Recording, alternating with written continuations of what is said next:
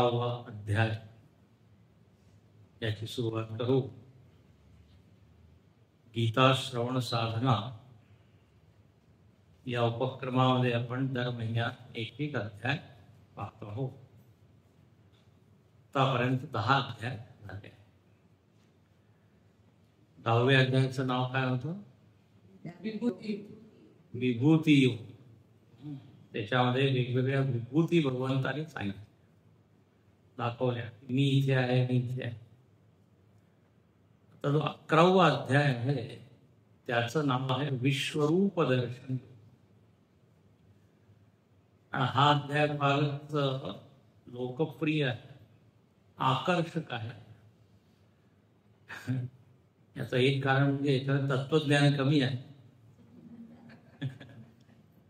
भगवंतांनी पूर्ण जगाचं दर्शन करून दिलं आपल्याला.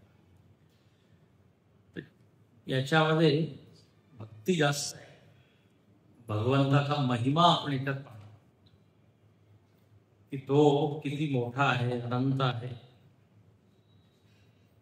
असं एकही ठिकाण नाही जिथे तो नाही. किंबहुना असं म्हणा की त्याच्यामध्ये जग आहे, तो जगात नाही. त्याची एक झलक त्यांनी दाखवली मागच्या अध्यायामध्ये. शेवटी ते म्हणाले ना, पूर्ण जे मी सांगितलं हे जग माझ्या एका अंशामध्ये स्थित आहे. म्हणजे मी याच्यापेक्षा किती पटीने मोठा आहे त्याची कल्पना तुम्ही करू शकत नाही. तर इथे अर्जुन साक्षात दर्शन करू इच्छित आहे. तुम्ही जे सांगितलं मला की मी इथे आहे, मी इथे आहे, नद्यांमध्ये आहे, डोंगरांमध्ये आहे, पक्ष्यांमध्ये आहे, बुद्धीने तर आता मला समजलंय, पण आता मला त्याचं दर्शन करायचं. तर पहा, पहिले 5 श्लोक, 4 श्लोक अर्जुनाच्या मुखातून निघाले. अर्जुन भगवंताला एक मागणी करतो, विनंती करतो की मला हे दर्शन तुम्ही घडवून द्या. इथे भगवान भाष्यकार शंकराचार्य काय म्हणतात? भगवतो विभूतयताः. मागच्या अध्यायाशी संगती लागते. मी तुम्हाला सांगितलं ना, अध्याय संगती. एक अध्याय दुसऱ्या अध्यायाशी जुळलेला आहे, कनेक्टेड. तर आठवण करून देतात की मागच्या अध्यायामध्ये विभूतींचं वर्णन झालं. विष्टभ्याम इदं कृष्णम एकांशेन स्थितो जगत् इति भगवता अविहितम. आता जेव्हा सांगितलं की मागच्या अध्यायामध्ये शेवटी भगवंताने सांगितलं की पूर्ण जग माझ्या एका अंशामध्ये स्थित आहे,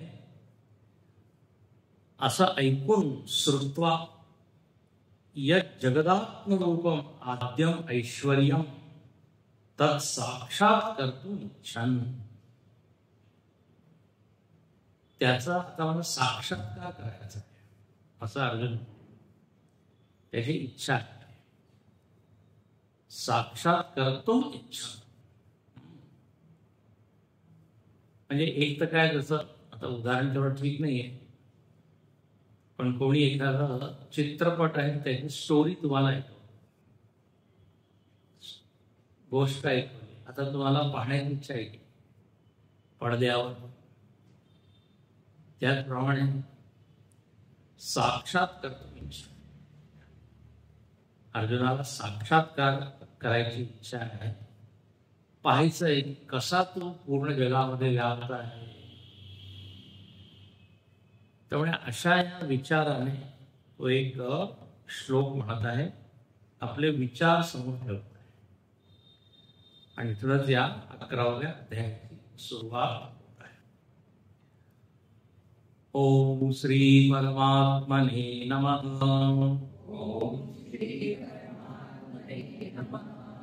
अथ एकादशोऽध्यायः।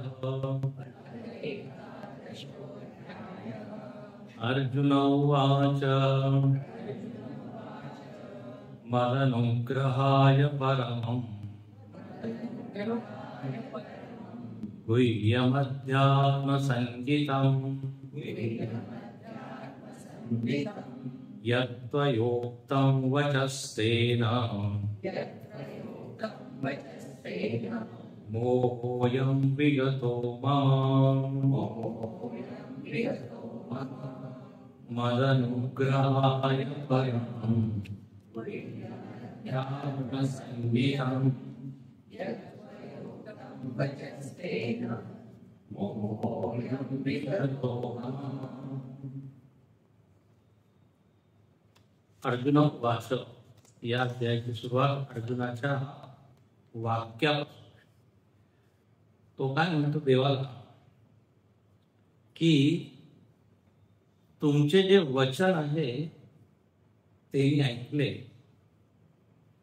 यत् त्वया उत्तम वचः. दुसरी ओळ पहा. तुमचे जे वचन म्हणजे मागचा जो अध्याय तो मी ऐकला, त्याच्या मागचा अध्याय ऐकला. आपल्यासारखं अर्जुनासाठी काही ब्रेक होत नाही 1 महिन्याचा. सातत्याने तो ऐकतो. त्याला सगळे वचन लक्षात आहे, उपदेश लक्षात आहे. त्यामुळे जे काही तुम्ही सांगितलं त्याचा परिणाम काय झाला. त्यामुळे तेन म्हणजे तेन वचनेन, तेन वचसा, तेन उपदेशेन मम अयम मोह विगता. माझा हा जो मोह आहे तो मोह पूर्णपणे संपलेला आहे.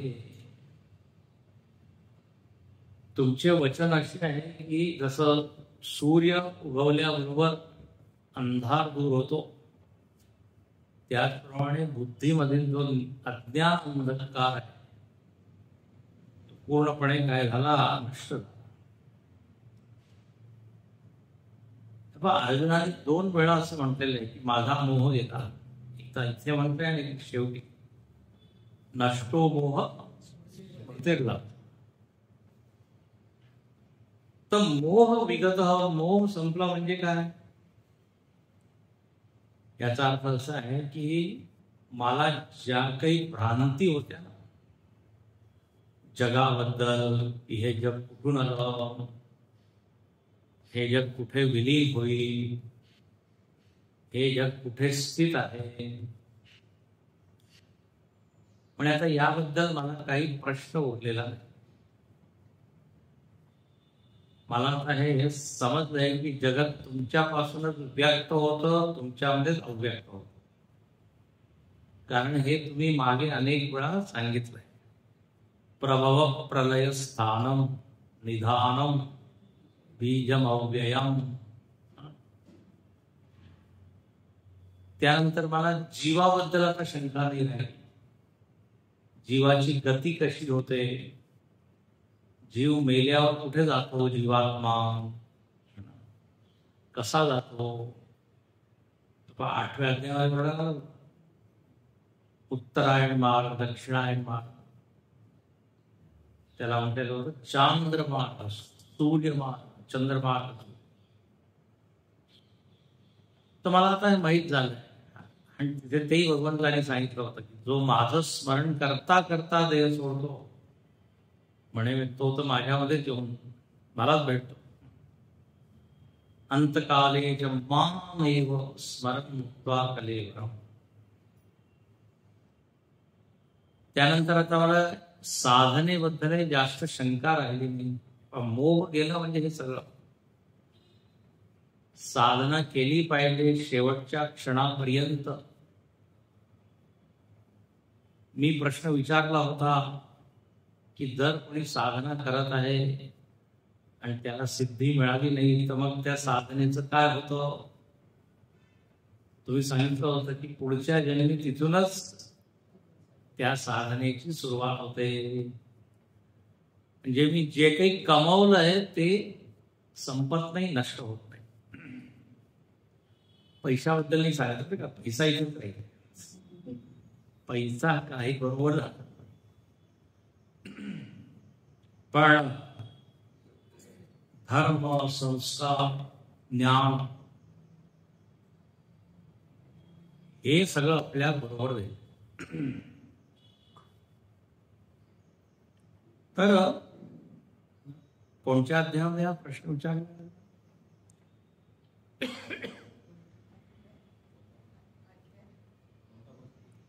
हा की साधनेबद्दल काय होतं पुढे? 6व्या काम गतीं कृष्ण गच्छती है ना. श्रद्धेने तो युक्त आहे, पण त्याला सिद्धी मिळाली असं ते म्हणणं. तर जीवाबद्दल खूप अनेक वेळा भगवंतांनी विचार मांडले. आत्म्याबद्दल आता मला शंका राहिली नाही, कारण दुसऱ्या अध्यायामध्ये भगवंतांनी आत्म्याचं भरपूर वर्णन केलं आणि मध्ये मध्ये सुद्धा केलं. पहा, एक शब्द आहे मोहोयम विगतो मम. या सगळ्या विषयांबद्दलच तर मला मोह होत होता. धर्माबद्दल मोह झालेला होता. धर्म काय, प्रवृत्ती कुठे करायची, कुठून निवृत्त व्हायचं, याबद्दल जो भ्रम होता किंवा चुकीचा जो समज होता तो आता पूर्णपणे संपलेला. सांख्य काय, योग काय, भक्ती काय, कर्म काय, या सगळ्या विषयांबद्दल मला आता जरा स्पष्टता, कारण 11वा अध्याय म्हणजे 10 अध्याय पूर्ण झाला, तर काही बदल झालाच पाहिजे ना. तर फायदा काय आहे? जसा तसाच जर मी राहिलो तर काय, पालथ्या गड्यावर पाणी ओतण्याचा. अर्जुन इथे स्पष्ट म्हणतात, नाही, आता भगवंता सारखा वक्ता असेल, सामान्य वक्ता ठीक आहे, त्याची वाणी काही समजत नसेल किंवा त्यांनी तेवढं स्पष्टपणाने सांगितलं नसेल, पण इथे तर काय, पार्थाय प्रतिबोधिता भगवता नारायणेन स्वयं नारायण इथे उपस्थित आहे. त्याच्या ज्ञानाचा काय ओघवत्या वाणीवर ज्ञानाचा उद्देश होतो. तर मग मोह तर नष्ट होईलच. तर तेन उपदेशेन अयम मोह विगत. अच्छा, आणखीन पहिल्या वेळेवर अर्जुन काय म्हणतो की देवा, हे तू सगळं मला ऐकवलं, कशामुळे, त्याचा हेतू काय, कारण काय? त्यामुळे तू फार कृपाळू आहे, दयाळू आहे, माझ्यावर कृपा करून तू हे ऐकवलंय. मदनुग्रहाय, कृपेमुळे, इतर काहीच कारण नाही. तुला माझ्याबद्दल खूप आपुलकी आहे, आत्मीयता आहे, प्रेम आहे. ज्या व्यक्तीबद्दल आपुलकी असते, आपली इच्छा असते की त्याचा उद्धार हो, त्याचा विकास हो, त्याला जीवनामध्ये जास्त आनंद मिळो. अर्जुनाबद्दल पहा, भगवंताचं किती प्रेम आहे. अनेक वेळा गीतेमध्ये ते प्रेम प्रकट झालेलं आहे. तर अर्जुनाला एक जाणीव आहे, म्हणून तो इथे एक्नॉलेज कर. इंग्रजीमध्ये काय एक्नॉलेज म्हणजे काय, मराठीत काय, मराठीतच एक्नॉलेज समजून घेतोय, म्हणजे पावती देते, स्वीकार करत नाही. हा, तुम्ही माझ्यावर प्रेम करता, नाही तर कोण एवढं कष्ट करेल पहा उपदेश कर. संवादानुग्रहाय, माझ्यावर कृपा करण्यात. अनुग्रह म्हणजे काय, हे पण आपण अनुग्रह शब्द मराठीमध्ये कोणत्या अर्थाने वापरतो? दीक्षा, मंत्र दीक्षा, अनुग्रह दीक्षा. पण इथे संस्कृतमध्ये अनुग्रह अर्थ आहे. ग्रह म्हणजे भगवंताशी जुडणं, भगवंताला ग्रहण करणं. त्याच्यात ग्रह म्हणजे जर मी भक्ती करत आहे तर जणू काही मी भगवंताचे पाय धरले आहे, त्याच्याशी माझं मन एकरूप झालं आहे, त्याला ग्रह. अनुग्रह म्हणजे जेव्हा देव आपल्याशी जुळतो. अनुचा अर्थ असतो अनुपसर्ग. अनु म्हणजे पश्चात, नंतर. आपण म्हणतो ना अनुसरण, अनुपालन, अनुगमन. तर मी करत आहे त्याच्यानंतर जे होतं ते सांगण्यासाठी अनुप्स. तर मी भक्ती केली की भगवंताच्या मनामध्ये माझ्याविषयी जी आपुलकी उत्पन्न आणि त्याच्यामुळे तो कृपा करतो, त्याला अनुग्रह. आणि भक्तीचं साफल्य याच्यामध्येच आहे की देवाच्या हृदयामध्ये माझ्यासाठी प्रेम उत्पन्न ऐकले, त्याच्या मनामध्ये माझ्यासाठी काहीतरी जागा एका कोपऱ्यात की आता मी सुद्धा आहे. आता अनंत भक्त आहे त्यांची, त्या मी सुद्धा एक आहे. जर देवाला माझी आठवण राहिली तर किती मोठी. कोणी मोठी व्यक्ती जर आपली आठवण करते तर आपल्याला किती बरं वाटतं. अच्छा तुम्हाला आठवतं? अनुग्रह म्हणजे असं कृपा करणे. तर म्हणे तुम्ही कृपेमुळे मला हे सगळं ऐकलं. अच्छा, आणखी हे जे ज्ञान दिलंय, अच्छा हे अनुग्रह शब्द जो आहे ना कृपा, तर 10वा अध्याय जर तुम्ही पाहिला तर त्याच्या पहिल्या श्लोकामध्ये सुद्धा भगवंतांनी एक शब्द दिले, हित काम्यया. पहा 10वा अध्याय आहे तुमच्याकडे, पहिला श्लोक पहा. म्हणे तुझ्या हितासाठी मी हे देत आहे. भूय एव महाबाहो शृणु मे परमं वचः यत्तेऽहं प्रीयमाणाय वक्ष्यामि हितकाम्यया. मी तुला परत सांगतो, भूय एव, कारण माझ्या मनामध्ये तुझ्यासाठी एवढं प्रेम आहे, प्रियमान. हित करण्याची खूप इच्छा आहे, तुझं कल्याण हो, कल्याण हो. तर अर्जुनाने शब्द बदलला इथे, पण भगवंताची भावना घेतली. अच्छा, तिकडे भगवंतानी परमं वच शब्द सांगितला, इथे सुद्धा अर्जुनाने परमं गुह्यम तो शब्द. परमं वच दुसऱ्या ओळीमध्ये वच आहे, पहिल्या ओळीमध्ये परम. त्यामुळे तुमचे हे जे वचन आहे, जे श्रेष्ठ आहे, उत्कृष्ट आहे, ते मी ऐकले. आणखी मला खूपच छान वाटत आहे. भ्रांती, भ्रम, अज्ञान सगळं दूर झालेलं आहे. आणखी याचा अर्जुन एक नवीन शब्द दिला. म्हणजे तुम्ही मागच्या अध्यायामध्ये सांगितलंय ना, त्याचं नाव काय सांगायचं, नाव काय त्याला द्यायचं. आता भगवंतानी तर विभूती योग असं म्हणतो, पण इथे अर्जुन नवीन शब्द घेतो. म्हणे अध्यात्म संगीतम. तुम्ही जे मागच्या अध्यायात सांगितलंय त्याचं नाव आहे अध्यात्म ज्ञान. संगीतम, संगीतम म्हणजे संज्ञा, संज्ञा म्हणजे नाव. तर याला अध्यात्म ज्ञान असं म्हणू शकतो. तर अध्यात्म ज्ञान तुम्ही मला सांगितलं. आणखी अर्जुनाला ही सुद्धा जाणीव आहे की हे ज्ञान जगामध्ये काही उपलब्ध नाहीये. काही लायब्ररीमध्ये, समाजामध्ये हे फारच गुह्यम. गुह्यम म्हणजे गोपनीय आहे, गुह्य आहे. साधारणपणे ऐकायला मिळत नाही. उपनिषदामध्ये म्हटलेलं आहे, श्रवणा यापि बहुभिर्यो न लभ्य.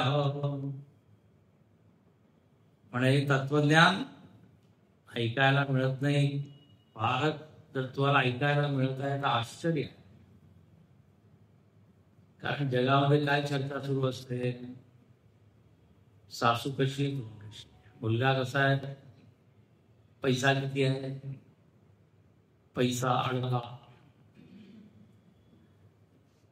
विचारांचे हे 2-4 विषय असतात, त्याच्यामध्ये गुंतलेले आहेत.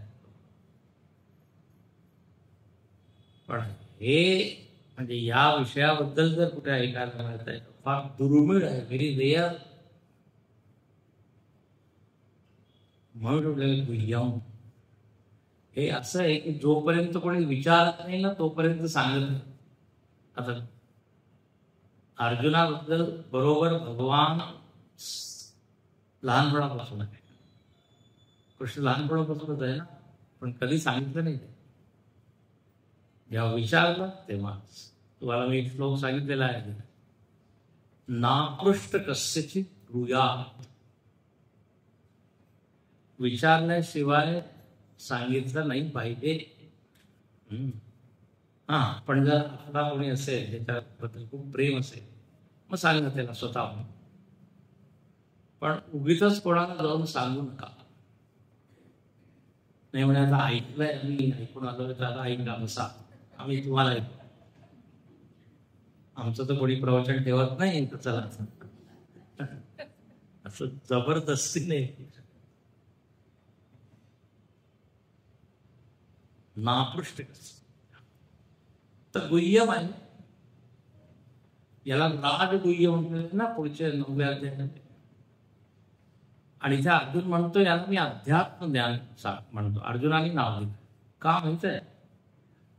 आता 10वा अध्याय जर आपण बघितला तर त्याच्यामध्ये भगवंतांनी काय सांगितलंय की मी या पूर्ण जगाचं अधिष्ठान आहे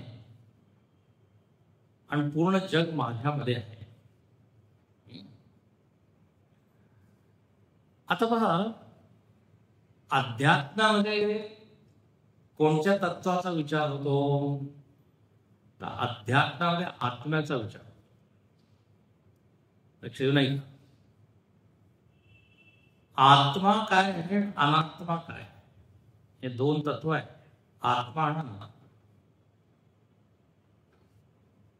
या दोघांवर सगळं चिंतन आहे, मनन आहे.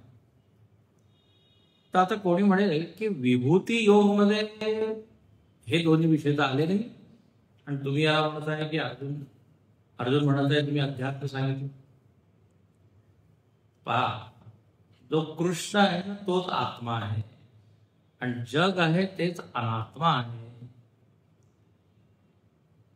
तिथे शब्द जरी नाही आत्मा अनात्मा, पण या पूर्ण त्या विभूती योगाचा सार काय आहे, या आत्म्यामध्ये पूर्ण जग. म्हणजे अर्जुनाला ही जाणीव आहे. अर्जुन फक्त हिमालयाकडे किंवा पशु पक्षींकडे किंवा त्या देवतांकडे बघत नाही, ज्याचं वर्णन मागच्या अध्यायामध्ये झालं. स्थावराणां हिमालय स्रोतथामस्मि जानवी वैनतेयं पक्षिणां नागानां वासुकी, सगळ्यांचं वर्णन आहे. म्हणजे अर्जुनाचं लक्ष काय आहे, फक्त त्या नदी पाडांकडे नाहीये, अधिष्ठानाकडे सुद्धा आहे. तर एकाच वेळी आत्मा आणि अनात्मा, लक्ष देऊ नये का, दोघांचं ज्ञान त्याला झालेलं आहे. म्हणून तो म्हणतो की याच्यामध्ये अध्यात्माचं वर्णन आहे. अध्यात्म शब्दाचा अर्थ असतो आत्मसंबंधी. अनेक वेळा सांगितलं. तर पहा, अर्जुनाने किती चांगल्या पद्धतीने ऐकलंय पूर्ण. म्हणजे जे देवाला सांगायचं होतं ते त्याला समजलं. असं तो म्हणाला की एकदा परत त्याला रिपीट करा. तुम्ही जेव्हा सांगत होता तेव्हा माझं लक्ष दुर्योधनाकडे होतं किंवा कर्णाकडे होतं, तर थोडंसं मिस झालं. हे बघ 2 मिनिटं सुद्धा जर माझं लक्ष इकडे तिकडे गेलं तर लिंक लागत नाही ना. आज सकाळी मी सांगत होतो कठोपनिषदाच्या वर्गात, अरे स्वामी म्हणून बुद्धीवर फार ताण येतो आम्हाला, चांगला ताण आहे असं असायला. तर अर्जुन इथे स्पष्ट म्हणत आहे, अध्यात्म विषयी ज्ञान तुम्ही मला सांग. तर आता भगवंत म्हणतात, जर आता मोह तुझा गेलास तर मग आता मग काय, आता पूर्ण केलं पाहिजे. आणि ते अर्जुन काय म्हणतो, थोडं जरा अजून ऐका काय माझी आता पुढची काय इच्छा. भवाप्ययो हि भूतानां श्रुतौ विस्तरशो मया त्वत्तः कमलपत्राक्ष माहात्म्यमपि चाव्ययम् भवाप्ययो हि भूतानां श्रुतौ विस्तरशो मया कमलपत्राक्ष माहात्म्यमपि चाव्ययम्. आता इथे अर्जुन जो आहे ना भक्तीने भरलेला आहे. आता पुढच्या श्लोकांमध्ये तुम्ही पहा, 3ऱ्या 4थ्या आणि या 2ऱ्या श्लोकामध्ये वेगवेगळ्या नावाने अर्जुन कृष्णाला संबोधित करतो. छान छान नाव आहे.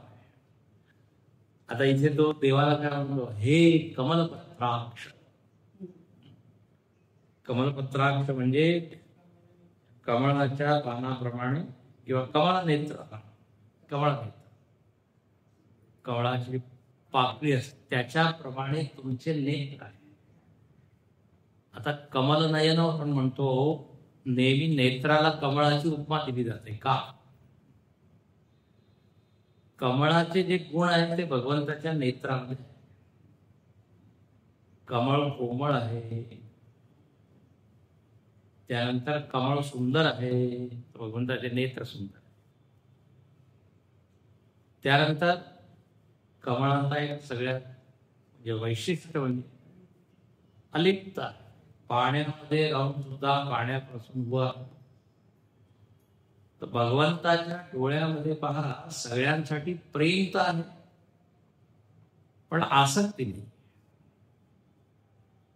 लक्षात घ्या, अनेक वेळा काय होतं, ज्याच्याबद्दल आपलं प्रेम असतं ना त्याच्याबद्दल आपली आसक्ती नाही. आसक्ती म्हणजे त्याच्यावर स्वामित्व, तो माझा आहे, त्याच्याकडे कोणी बघितलं नाही पाहिजे, त्याला कोणी घेतलं नाही पाहिजे, वस्तू असेल. तर प्रेम आणि आसक्ती यामध्ये थोडा फरक आहे. संतांचं प्रेम सगळ्यांमध्ये असतं पण आसक्ती नसते कुठे. म्हणून ते म्हणतात ना, साधू चलता भला पाणी बहता भला. नदी स्वच्छ तेव्हाच राहते जेव्हा ती वाहत. एका ठिकाणी पाणी गोळा झालं, एकत्र झालं की ते घाण. त्यामुळे सगळ्यांबरोबर व्यवहार केला पाहिजे, व्यवहार वर्तन भाव,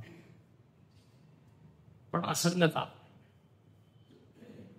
आता बा, कृष्णाने गोपिकांवर एवढं प्रेम केलं पण तो तिला आसक्त नाही झाला. तो जेव्हा तिथून निघाला परत आलाच नाही. आसक्त असत परत झाला. तर प्रेम एक उच्च वृत्ती आहे आसक्तीपेक्षा. आसक्तीमध्ये प्रेम आहे पण प्रेमामध्ये आसक्ती नाही. लक्षात, आसक्ती इन्क्लूड्स प्रेम बट प्रेम डझंट इन्क्लूड आसक्ती. जसं पहा, नदीमध्ये नाव जात आहे, आता ती पाण्यावर चालत आहे, होडी गेला. आता ती होडी हे आपल्याला पार करते, पलीकडे नेते, परत किनाऱ्यावर काढणार. पण त्या होडीला जर त्या पाण्याविषयी फार आसक्ती झाली आणि होडीने सांगितलं पाणी तू सुद्धा माझ्यामध्ये बसवून टाक. पाणी जर त्या होडीमध्ये गेलं तर काय जलसमाधी. तर जोपर्यंत होडी पाण्यामध्ये आहे तोपर्यंत ठीक आहे, त्याला म्हणतात प्रेम. आसक्ती म्हणजे पाणी. आधी उदाहरण दिलेलं आहे, घरी आपण राहतो, घरामध्ये आपल्याला राहायचं ते ठीक आहे, पण मनामध्ये जर घर असतं तर मग मरताना सुद्धा घराचंच काय वृत्ती घराची, आणि मग त्या घरामध्येच माझा जन्म होईल. कोणत्या रूपात सांगता येत नाही, झुरळही बनू शकतो, कारण त्या घरामध्ये प्रेम. पाल बनू शकतो. स्वामी असं घाबरवू नका तो. पैशाबद्दल जर प्रेम असेल तर सर्प त्या पैशावर जाऊन बसतो. तर इथे कमलपत्राक्ष याची व्याख्या मी करत आहे. देव सगळ्यांवर कृपा करतो, दया करतो, सगळ्यांची प्रेम करतो, पण आसक्त होत नाही. जर देव आसक्त झाला सगळेजण त्याच्यावर रागवतील. तुम्ही पक्षपात करता. त्याची बाजू घेतो. आसक्ती म्हणजे धृतराष्ट्राच्या मनामध्ये दुर्योधनाविषयी काय होतं, प्रेम होतं की आसक्ती? आसक्ती. म्हणून तो त्या आसक्तीमुळे अंधळाला होता. चक्षु तर नव्हतेच, पण बुद्धीचे डोळे सुद्धा अंध झाले, म्हणून तो पाहू शकत नव्हता. हे पहा, कृष्णाचं प्रेम सगळ्यांवर होतं, कौरवांवर, पांडवांवर, सगळ्यांचं हित तो इच्छित म्हणजे इच्छा, त्याच्या मनामध्ये इच्छा प्रयत्न करत होता शेवटच्या क्षणापर्यंत. जर कौरवांविषयी द्वेष असता त्यांनी केला नसता. तर म्हणून कमलपत्राक्ष, कमल नाही. रामाचं सुद्धा श्रीरामचंद्र कृपाल भजमन, त्याच्यावर सुद्धा नवकंज लोचन, कंज अगदी एक भगवंताचे डोळे कंज प्रमाण. कंज म्हणजे कमळ, कम म्हणजे पाणी, पाण्यामध्ये जे उत्पन्न होतं जायते, तत्त कमलपत्राक्ष. आता एका नावावरच एवढं चिंतन होऊ शकतं, एका शब्दावर. प्रेम काय, डोळं उघडणार, आणि आसक्ती काय, अंध करणार. फरक आहे. तर हे देवा, मी तुम्ही जे काही सांगितलं ते सगळं ऐकलं. काय ऐकलं मी? तर म्हणे भव अप्ययो. भव म्हणजे सृष्टी, उत्पत्ती, आणि अप्यय म्हणजे लय. उत्पत्ती आणि लय या दोन्ही विषयांबद्दल मी ऐकलं. कोणाची उत्पत्ती आणि देवाची उत्पत्ती आणि लय? म्हणजे देव उत्पन्नही होत नाही, लीनही होत. मग कोणाची उत्पत्ती लय? पुढे शब्द भूता. सगळ्या प्राण्यांची उत्पत्ती आणखी लय हे मी ऐकलं, की सगळे प्राणी तुमच्यामधून उत्पन्न होतात, तुमच्यामध्ये सगळे लीन होतात. सृष्टी स्थिती लय कारण कारण हे मी ऐकलं. आणखी अजून म्हणतो विस्तरशो मया श्रुतौ.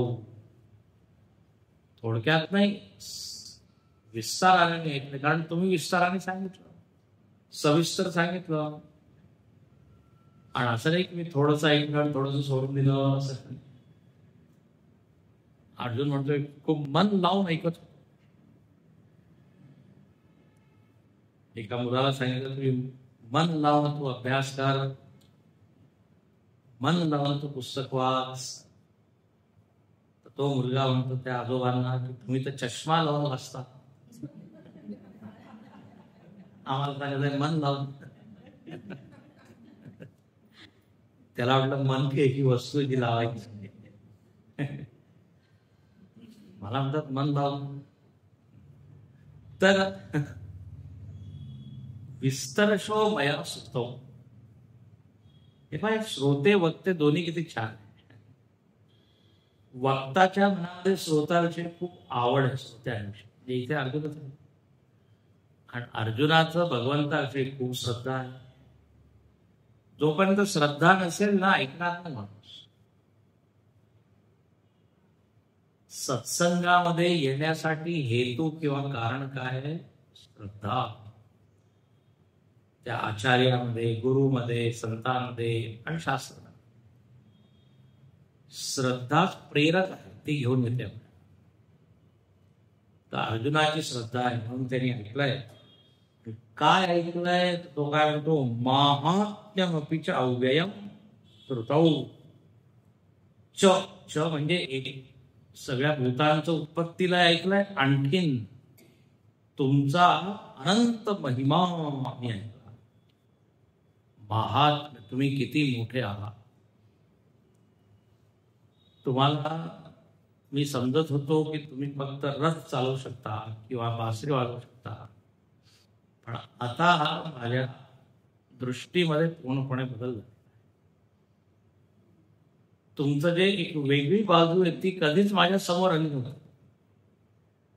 है ना? अर्जुन म्हणतो ना की मी तुम्हाला काय या अध्यायामध्ये तो म्हणेल, तुम्हाला मी एका मित्राप्रमाणे वागतो,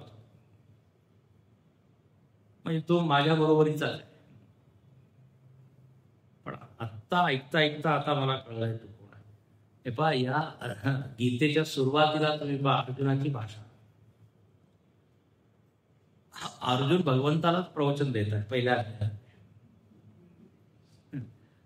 म्हणतो की बरं झालं आपण या युद्धाची सुरुवात केली नाही. कर्तुम व्यवस्था वयम अहोपत महत पापम. तिथे वयम शब्दाचा प्रयोग करतो. वयम म्हणजे आपण दोघं. वयम म्हणजे अनेक वचन ना. आपण या पापाची सुरुवात केली असते जर युद्ध केलं असतं, म्हणजे तो भगवंताला इन्क्लूड करत आहे. तू सुद्धा सामील झालेला आहे. पण बरं झालं आपण केलं. तो सगळं ऐकवतो की कसं आहे युद्ध म्हणजे पाप वगैरे. मग जेव्हा भगवंताने बोलायला सुरुवात केली, मग हळूहळू तिसऱ्या अध्यायावर सुद्धा थोडासा रागवतो देवाला. काय देतो? कधी म्हणतात कर्म करा, कधी म्हणतात ज्ञान श्रेष्ठ आहे ना. जायसी चेत कर्मस. तुम्ही एक सांगा, असं दोन दोन सांगता. त्याच्या शब्दांमध्ये किंवा भाषेमध्ये थोडी कठोर. हळूहळू आता कमलपत्राक्ष महात्म्य हे सगळं आता मला समजलेलं आहे. म्हणून काय तर म्हणे, आता माझी एक इच्छा आहे. काय इच्छा आहे? आता तो मन एवमेतत् यथार्थत्वम् आत्मानं परमेश्वर द्रष्टुमिच्छामि ते रूपम् ऐश्वरं पुरुषोत्तमम् एवमेतत् यथार्थत्वम् आत्मानं परमेश्वर.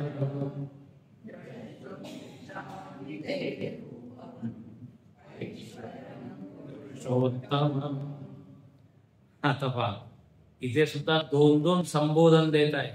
हे परमेश्वर असं नाही म्हणत, हे कृष्ण, हे यादव, असं नाही. आता तो म्हणलं हे परमेश्वर. आता त्याला जाणीव झालेली आहे, तुम्ही परमेश्वर आहात. हे पुरुषोत्तम, दुसरे पुरुषोत्तम, उत्तम पुरुष आहात तुम्ही. तर म्हणे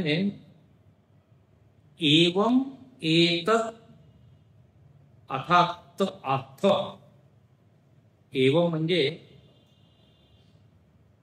ज्या प्रकारे, एवं म्हणजे यथा अर्थ. अर्थ म्हणजे सांगता किंवा सांगितलं आहे. आत्तापर्यंत तुम्ही स्वतःबद्दल जे काही सांगितलं आहे असं स्वतःबद्दल तुम्ही भरपूर सांगितलं. मी व्यापक आहे, आनंद आहे, इथे आहे, तिथे आहे, कणाकणात आहे, प्रत्येक क्षणामध्ये आहे. अशी एक वस्तू नाही ज्याच्यामध्ये मी नाही. जर मी नसेल तर ती वस्तू राहणारच नाही. वस्तूचं अस्तित्वच माझ्यामुळे. तुम्ही हे सगळं सांगितलं त्यामुळे ते मला फारच आवडलंय. आणखी त्याबद्दल मला तर शंका नाही. तुमचे वचन म्हणजे प्रमाण. प्रमाण म्हणतात, प्रमाण म्हणजे ज्ञानाचं साधन. प्रमाण म्हणजे फक्त पुरावा नाही. तुमचे शब्द प्रमाण आहे, शब्द साधन आहे. तर म्हणे आता मला शंका नाही त्यामध्ये. पण असं आहे, तुम्ही सगळ्यांच्या इच्छा पूर्ण करणार आहात. आपण काय नवस वगैरे करतो की नाही? मग मनोकामना मनोरथ पूर्ण करी, माझे मनोरथ पूर्ण करी दे. त्यामुळे माझी सुद्धा एक इच्छा आहे. इच्छामी म्हणे काय इच्छा आहे का तुझी? द्रष्टुम इच्छामि ते रूपम. म्हणे तुझ्या रूपाला पाहण्याची इच्छा आहे. तर देवानीकडे तू पाहताय मला, अजून काय पाहिजे तुला? म्हणे ऐश्वरम रूप. लक्षात घ्या, ऐश्वरम हे रूपांचं विशेषण. किम रूपम, रूपम कसं, कोणचं रूप? ऐश्वरम रूपम ते म्हणजे तुमचं. ऐश्वरम रूपम द्रष्टुम इच्छामी. ईश्वरीय रूप पाहण्याची इच्छा आहे माझी. तर देवाने सांगितलं हे काय ऐश्वरीय रूप नाही जे तू पाहत आहे?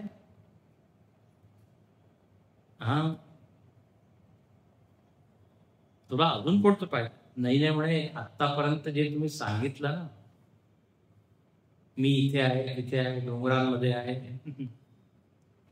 देव लोकामध्ये आहे, पृथ्वी लोकामध्ये आहे, मला ते रूप पाहिजे. हो, म्हणजे कृष्ण म्हणतो, अच्छा आता मला हिमालय व्हावं लागेल. हिमालयाच्या रूपात तुला पाहिजे किंवा झाडं व्हावे लागतील. कारण सांगितलं माझ्या वृक्षाण अश्वर वनस्पतीच्या रूपात तुला पाहिजे. पण असंच काही समजा, जसं लहान पोरं काही इच्छा करतात, मला हे पाहिजे हे पाहिजे, बालहट त्याला, तसंच जणू काही म्हणे मला ते रूप दाखवा, ते रूप दाखवा. आणि ते रूप कसं आहे तर इथे शंकराचार्यजी आपल्या भाष्यामध्ये म्हणतात, इच्छामि ते तव ज्ञान ऐश्वर्य शक्ती बल वीर्य तेजोभी संपन्नम ऐश्वर्यम वैष्णवम. म्हणे हे सगळे गुण ज्याच्यामध्ये आहे असं ईश्वरीय वैभव संपन्न, ज्याच्यामध्ये ते ऐश्वर्य सगळं, असं अनंत, असं छोटस एक मानव रूप नकोय मला. ते तुम्ही पाहतच आहे, कळतंय का? फक्त शंखचक्र गदा पद्म तेवढंच नकोय मला. मला पाहिजे असं जे तुम्ही आतापर्यंत सांगितलं. भगवंताने विचार केला, अच्छा आता म्हणजे आता मला जरा चॅनल बदलाल. आतापर्यंत फक्त शब्दाने सांगत आहे, आता मला थोडं त्याचं प्रॅक्टिकल दाखवायचं की मी आहे, पूर्ण जग माझ्यामध्ये आहे, मी जगामध्ये आहे. आतापर्यंत खूप सांगितलं, यो मां पश्यति सर्वत्र सर्वं च मयि पश्यति. तेवढे तुम्ही सांगितलं, जो मला सगळ्यांमध्ये पाहतो. आणखीन माझ्यामध्ये सगळं पाहतो, तोच पाहतो. तो म्हणे आता म्हणे मला पाहायचं आहे की तुम्ही कसे आहे या सगळ्यांमध्ये, तुमच्यामध्ये सगळं जग कसं आहे. आता अर्जुन असा तर स्ट्रेट म्हणून नाही शकत की देवा आता तुम्ही जरा दाखवा मला, असा आदेश नाही देऊ शकत. कारण आता त्याला महात्म्य कळलेलं आहे की कृष्ण म्हणजे परमेश्वर आहे, योगेश्वर. म्हणून आता आपल्या शब्दांचा पाकशी तो निवड करून त्याला अगदी काय कोमळ करतो, निष्ठुर तरी नाही. असं म्हणे जर जर शक्य असेल तर, म्हणून मन्यसे यदि तच्छक्यं मया द्रष्टुमिति प्रभो योगेश्वर ततो मे त्वं दर्शयात्मानमव्ययम्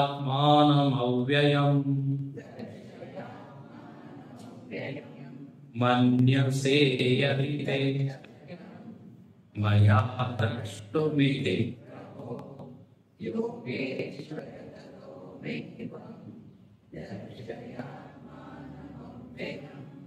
फार गोड असा आहे. तो म्हणतो होय. आता पाहिजे इथे कोणकोणते संबोधन आहे, जर आधी संबोधन. हे प्रभो. प्रभू शब्दाचा अर्थ असतो, प्रभू म्हणजे सर्व समर्थ, सगळं काही करण्यात जो समर्थ आहे त्याला म्हणतात प्रभू. प्रभू शब्दाचा एक अर्थ हा विभू असे अर्थ असतो, पण संस्कृत सर्व तुम्ही प्रभू आहात, स्वामी आहात, तुम्ही काहीही करू शकता. कर्तुम अकर्तुम अन्यथा कर्तुम समर्थ. त्यामुळे तुम्ही प्रभू आहात आणि योगेश्वर. योगेश्वर कृष्ण ते आठवले स्वाध्याय. योगेश्वर कृष्ण. तर इथे अर्जुनाने नाव दिलंय भगवंताचं योगेश्वर. योगेश्वर म्हणजे काय, शंकराचार्य इथे त्याची व्याख्या करतात. योगेश्वर म्हणजे योगिनः योगाः. योगी लोक काय करतात, म्हणजे योग करतात. लक्षात नाही का, योगी लोक काय करतात, योग करतात. आणि त्या योगाचा तो ईश्वर आहे. म्हणजे योगियाचा ईश्वर नाही, योगाचा थोडा फरक आहे. एक आहे योगीश्वर आणि काही योगेश्वर. तर योगेश्वर म्हणजे तुम्ही सगळ्या प्रकारचे योग जाणणारे आहात. असं नाही की 1000 योगी आहे त्यापैकी पहिला नंबर तुमचा आहे, एवढंच नाही. तुम्ही सर्वज्ञ जाणकार.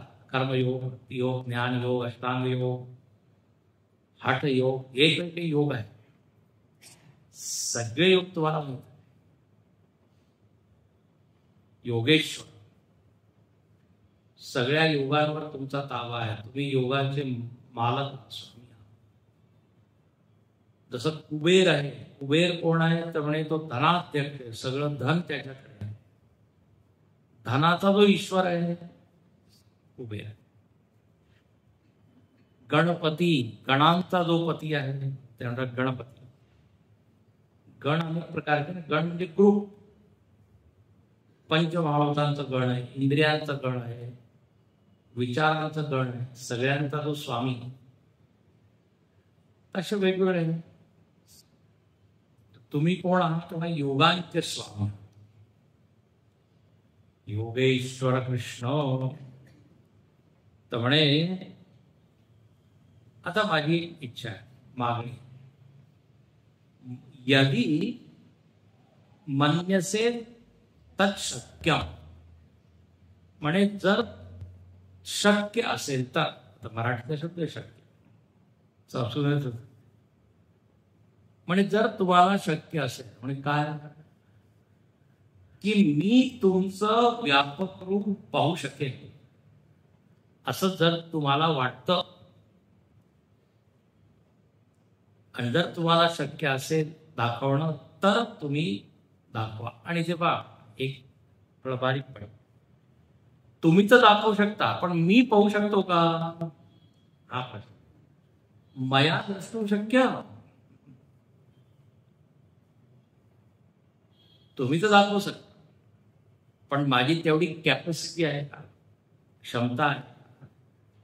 जर 0 वॉटचा बल्ब आहे त्याच्याकडे 1000 वॉटची जर वीज ही प्रवाहित केली फ्यूज होईल. क्षमता सुद्धा पाहिजे. लोक म्हणतात 1 तासापेक्षा जास्त आम्ही पचवू नाही शकतो. 1 तास पुढे झाला त्याच्यानंतर मग ओव्हरडोस होतो ना, ओव्हरडोस. तर इथे अर्जुन तेच म्हणतोय, मया द्रष्टुं शक्य. जर तुम्हाला वाटतंय की मी हे पाहू शकेन तर दर्शय त्वं दर्शय. तुम्ही दाखवा.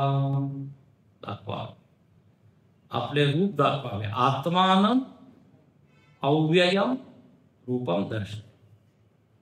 स्वतःच जे अव्यय रूप आहे, अव्यय म्हणजे येणार जाणार नाही, फक्त अवतारी रूप नाही, ते तर मी पाहतच आहे. आपण भागवतामध्ये ऐकतो भगवंताच्या सगळ्या लीला झाल्या. भगवंताने सांगितलं आता मला सगळं काम झालं, आता मला परत माझ्या निराकार रूपात 12 स्कंदावर पहा. भगवंताचं एक एक आयुध ते विलीन झाले. शंख चक्र गदा बसले आहे झाडाला टेके विलीन झाले. पाहता एकदम प्रभू रामचंद्र लक्ष्मण सरयू मध्ये ते विलीन झाले. तर रूप जो आहे तो येणार जाणार. नाम रूप दुई ईस उपाधी. देवाची उपाधी आहे, आणि उपाधी म्हणजे ती येणारी जाणीच आहे. काही कामासाठी ते रूप घेतलं, काम झालं. तर आपण गणपतीचं काय आवाहन करतो ना, विसर्जन 10 दिवस बसव. पूजेवर सुद्धा आवाहन पाद्यम अर्घ्यम आसन. आता म्हणतात आता मलाही काम आहे ते. म्हणजे जर देव तिथे बसले सतत तुम्हाला लक्ष द्यायला. पूजेमध्ये सुद्धा काय आपण आवाहन विसर्जन करतो, कारण जे सगुण रूप आहे, आकार जे आहे, आकार येणारा लागतो. तर इथे देवाचं जे नित्य रूप आहे, जे नेहमीच राहणार आहे, अव्यय आहे, ते मला पाहायची इच्छा आहे. आता तुम्ही मला ते दाखवा. जर तुम्हाला वाटतं की हे योग्य आहे माझी मागणी, तर तुम्ही हे पूर्ण करा. जेव्हा अर्जुनाने असं फार भक्तिभावने पाहणं, प्रभो परमेश्वर योगेश्वर इतके नाव, भक्तीशिवाय अशी नाव येऊ नाही शकत तोंडात. तर श्री भगवान वाच.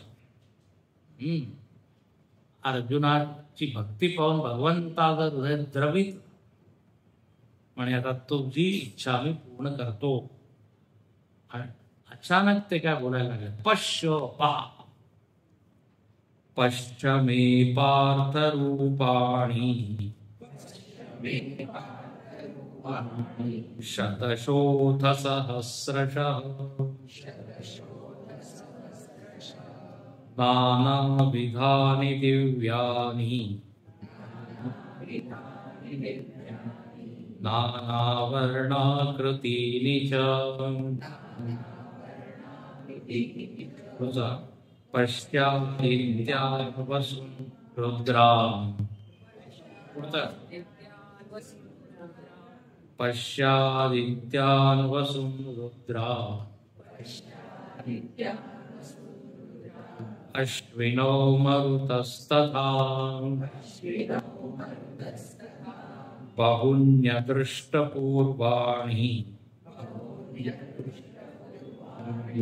पश्चाश्चर्याणि भारत. अर्जुनाला भगवान म्हणतात पश्य मे रूपाणी, एक रूप नाही, आता माझे अनेक रूप तू पहा. किती रूप? शतशः अथ सहस्र, शेकडो हजार, शेकडो हजार, शत, ते आता तू सगळे रूप पहा. आणि ते रूप कसे आहे? नाना विधानी, नाना प्रकारचे आहे. विध म्हणजे काय? प्रकार. आपण म्हणतो ना नवधा भक्ती, एकधा, द्विधा, त्रिधा. तर विधा म्हणजे प्रकार. तर विविध प्रकाराचे माझे जे रूप आहे ते तू पहा. आणि ते रूप कसे आहे? दिव्य रूप आहे, सामान्य नाही. आणि म्हणे एकाच रंगामध्ये तू नाही पाहणार. नीला म्हणजे श्रावण एवढंच नाही, नाना वर्ण. शंकराचार्य म्हणतात नील पीतादी प्रकारा वर्ण, वेगवेगळ्या रंगामध्ये मी अवतरित होतो. भागवतामध्ये वर्णन आहे कोणत्या युगामध्ये कोणत्या रंगावर भगवंताचा कोणता रंग असतो, या अवतारामध्ये हा रंग असा. तर म्हणे ते मी सगळं तुला दाखवतो. आणि आकृती सुद्धा वेगवेगळी आहे. भगवंत काय कोणती सुद्धा आकृती घेऊ शकतात. माशा बनवू शकतात, काय नरसिंह बनवू शकतात. हा, पण आपल्यामध्ये ती सिद्धी नाही, आकृती. तर आता असे विविध रूप तू पहा पहा. 6व्या श्लोकाने सुद्धा म्हणतात, याचा नुसार शब्दार्थ पूर्ण करतो, पश्य पश्य. म्हणे काय काय मी पाहिलं पाहिजे? आदित्यात पश्य. आदित्याला पहा. आदित्य किती? इथे बहुवचन आहे, अनेक वचन. 12 आदित्य, त्यांना तू बघ. हे सगळे माझ्यामध्ये 12 आदित्य. पश्य आदित्य, पश्य वसू. वसू सुद्धा एक प्रकारची देवता आहे. हे वसू असतात 8 अष्टवसू. तर म्हणे त्यांना सुद्धा तू बघ. मग काय म्हणतात? रुद्रान. रुद्र किती आहे? 11, 11 रुद्र. म्हणे त्यांना तो बघ. किती झाले आतापर्यंत?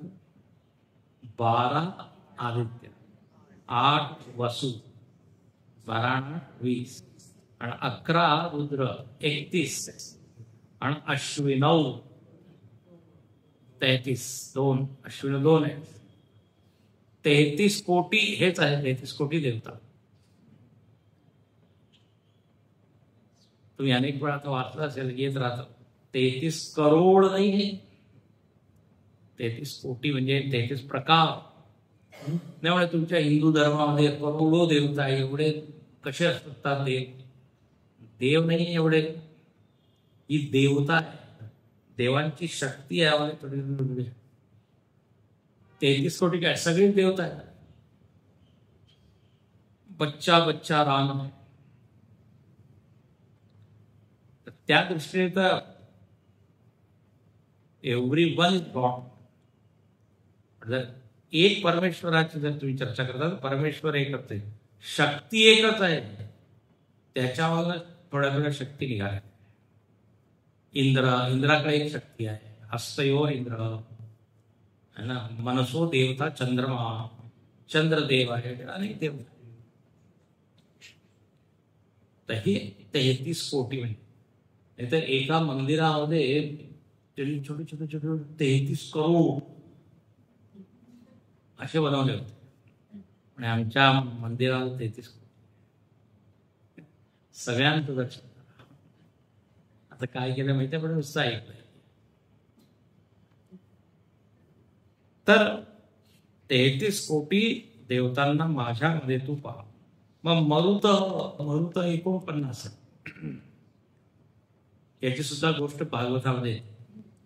त्यामुळे ते सगळे तू माझ्यामध्ये पहा. आणि हे सगळे कसे आहे? पाहून अदृश्य पूर्वाड असे रूप मी तुला दाखविणे तुला जे तू आधी पाहिले नाही असं तुला सुद्धा पाहून आश्चर्य वाटेल. याप्रमाणे इथे भगवंताने त्याची इच्छा पूर्ण केली. पण आता एक प्रश्न आहे, आता उद्या मी सांग. सगळ्यांनी तुम्ही ऐकलं असेल की अर्जुनाला भगवंतानी एक दिव्य चक्षु दिली आणि तेव्हाच तो हे सगळं पाहू शकला. आता या दिव्य चक्षु बद्दल इतकं लोक काही काही विचित्र सांगतात, वेगवेगळे मत आहे. म्हणून आता पाहतो 8वा श्लोक आहे, उद्या आपण पाहू. दिव्यम ददामि ते चक्षु. त्या दिव्य चक्षुचा अर्थ काय आहे हे आता जर आपल्याला समजायचं आहे. उद्या सस्पेन्स